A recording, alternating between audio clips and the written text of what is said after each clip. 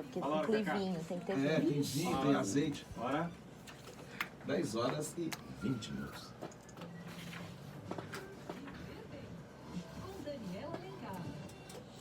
Muito bom dia, Dani. Mas tem uma pessoa que está tão empolgada hoje aqui no estúdio pro tema do dia, dieta mediterrânea. Eu falei, gente, eu não sei sinceramente, eu não pesquisei sobre o tema, Dani, mas o Cacá tá numa empolgação para essa dieta. Tem algumas coisas da dieta mediterrânea que eu adoro. Ah, você já tá praticando então essa? Não, eu não pratico. Inconscientemente.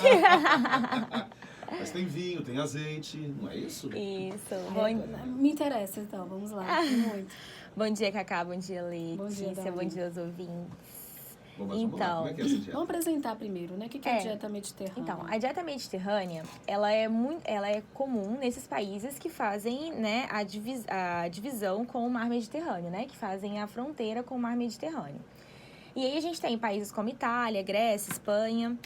E aí, quando a gente pensa em dieta mediterrânea, por que eu vim falar sobre ela? Porque a gente tem muitas doenças que são relacionadas a processo pró-inflamatório, que é uma coisa que eu sempre venho falando aqui. Que a Catay pergunta, mas Dani, como que essa questão pró-inflamatória, né? É uma alimentação que é muito rica em aditivo químico, em conservante, que é sempre o que eu venho batendo na tecla, que eu acho que desde a primeira vez que eu cheguei aqui, né? Verdade. Que é uma alimentação com muito açúcar, né? Com muitos industrializados, com muita gordura trans. E isso aí a gente sabe que desencadeia várias doenças, né? Inclusive, principalmente as doenças crônicas, que estão não transmissíveis, que estão vindo em grande escala, como hipertensão, diabetes, hipercolesterolemia, que é o colesterol alto. E aí eu vim falar sobre ela, por quê? Porque isso é muito comum.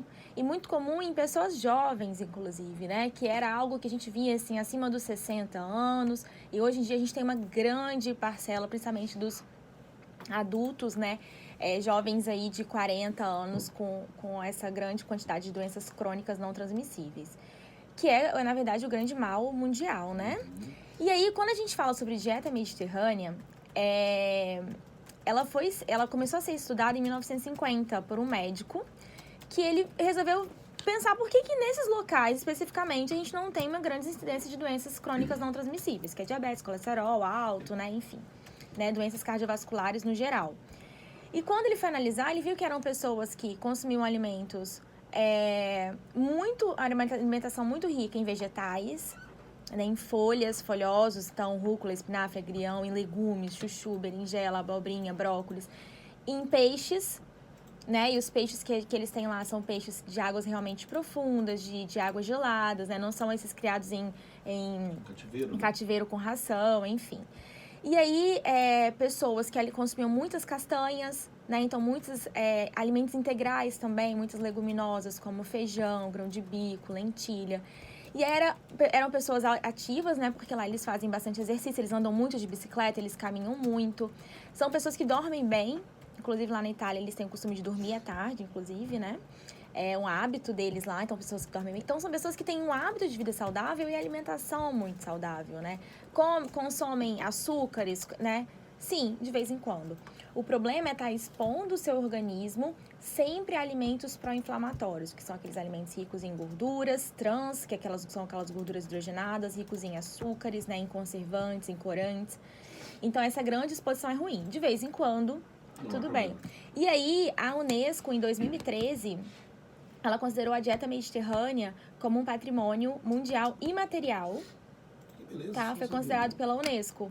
Sim, de tão comprovado que foi cientificamente os benefícios da dieta mediterrânea em prevenção de doenças. Que legal. Agora, Dani, você falou aí algo que acho que é importante, que é o seguinte. A dieta mediterrânea, ela não é exatamente de baixa caloria, né?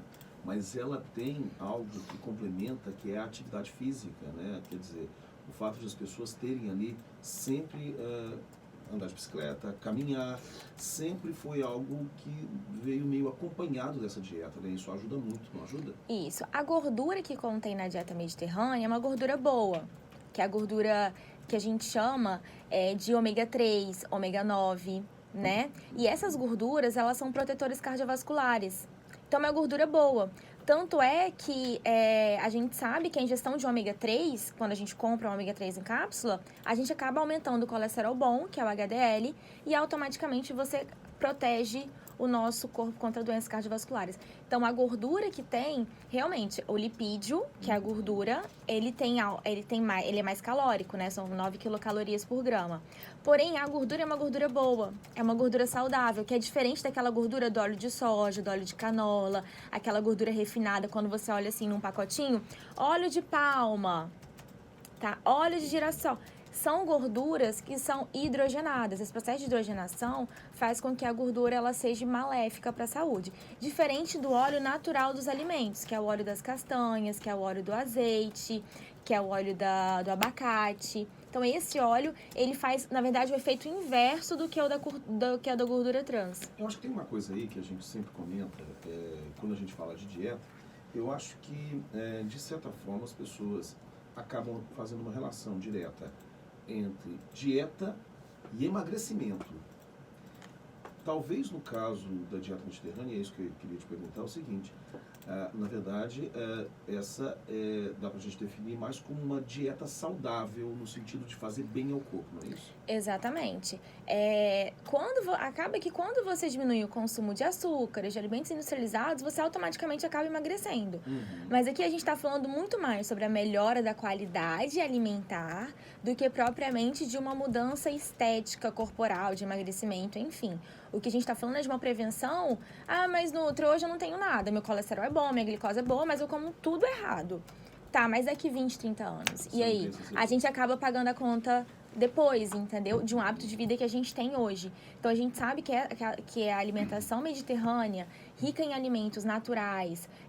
Eu falo que é uma alimentação limpa. Eu chamo de uma alimentação limpa, que é uma alimentação só aquilo. É abacate, é só abacate. É berinjela, é só berinjela. E é uma alimentação sem aditivo, sem conservante. Então, você automaticamente faz uma proteção contra esse agente inflamatório. Esse processo inflamatório, quando você consome esses alimentos que são muito industrializados, você desencadeia, é como se estivesse entrando uma toxina no seu corpo, que ela não consegue ser eliminada. E aí, se entra um agente estranho no nosso corpo ele vai tentar se defender. Aí ele vai fazer o quê? Ele vai ativar o sistema imune. E essa ativação desse sistema imune é o que provoca muito, que a gente sempre tá aumentando em grande quantidade, as doenças autoimunes, lúpus, hipotireoidismo, porque você está ativando esse processo imune. E que também dá gatilho para as doenças crônicas não transmissíveis, diabetes, colesterol alto, doenças cardiovasculares, enfim. Justamente dentro dessa tocante que você levantou, Dani, tem a participação do Rodney. Ele fala o seguinte: porque nós, tendo todos esses alimentos à disposição, não temos o mesmo padrão de saúde dos mediterrâneos.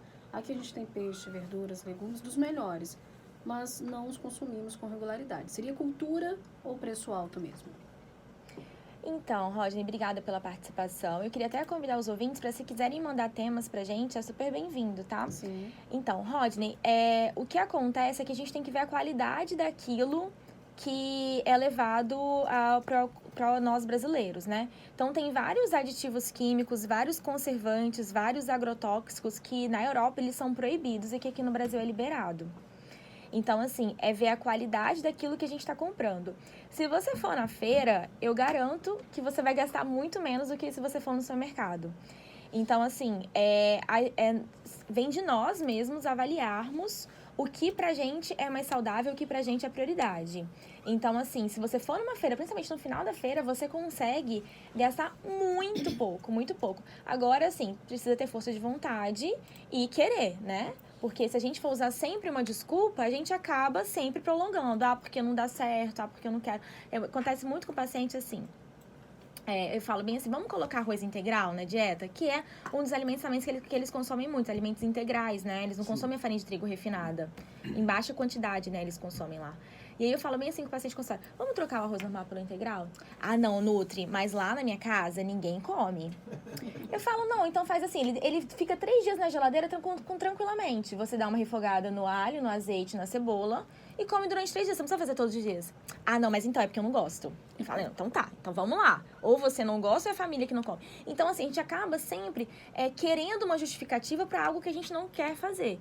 Então, é realmente colocar a sua saúde em primeiro lugar. Não pensando em estética, as pessoas têm que desfocarem de estética, sabe? A estética é uma consequência. É a questão de saúde, mesmo de prevenção de doenças. Você falou uma frasezinha aqui que vem dentro da pergunta do Olindo. Você falou assim, pega o arroz na geladeira, né, refoga um alho no azeite. Ele pergunta, azeite pode aquecer? Então, o azeite, a gente tem 2 tipos de azeite, né? A gente tem o azeite extra virgem, que o ideal é que ele não seja aquecido. E o azeite, ele é muito utilizado. Curioso isso. Levar a alta temperatura, ou você pode usar o azeite, nem alimento né? Então, é o primeiro que a gente vai descartar. A soja, a gente tem muita soja transgênica, por isso que eu não gosto nada de soja. Assim, não é uma coisa... A não ser que você saiba procedência, seja uma soja orgânica, enfim, mas que é difícil acesso, enfim. Então, não sou uma das maiores... Os ouvintes estão te colocando na parede. Vai definindo aí, porque o Rodney Berg tá querendo saber qual eu seria tenho o uma melhor dúvida. óleo para o dia a dia da cozinha. Pois é, eu tenho uma dúvida também. Dos Vamos 3, lá, termina então. aí, A gente termina sai aí. da dieta mediterrânea e vamos pros óleos Vamos agora. pros olhos, vamos pros olhos. E aí, sobre a canola, a gente tira, o óleo de soja a gente tira. Teoricamente, o menos pior... Gente, mas ó... Não Mas é o menos pior qual é? menos Seria pior o girassol, mas E assim, milho? o ponto de fumaça dele é um pouco menor. E o milho? Então, o milho também cai na mesma questão da soja. Da mesma questão da soja. O que suporta mais altas temperaturas, se você quiser fritar, que não deteriora, é o óleo de soja. Tá. Mas assim, o ideal é que não consuma fritura. Uma pergunta então. Banha de porco É a melhor opção. é a melhor opção, né? É Mas porque é eu uma coisa tava... barata, né? De se comprar também. Banha de porco. Não é uma coisa barata para comprar. Suponhamos a pessoa quer fritar. Mas a A banha ela pergunta tem dele é uma do dia a vantagem. dia, assim, Eu acho sabe? que a banha tem uma vantagem de poder ser reaproveitada, não? Faz até sabão, né, com banho. Imagina. Mas olha só, verdade. a questão é que realmente o ideal seria a gente não Evitar a fritar. Não fritar. Agora, se quiser Principalmente, né, fritar, quando a gente fala usa de fritura, banha. Eu acho que tem algo aí que as pessoas... tem níveis de fritura, né?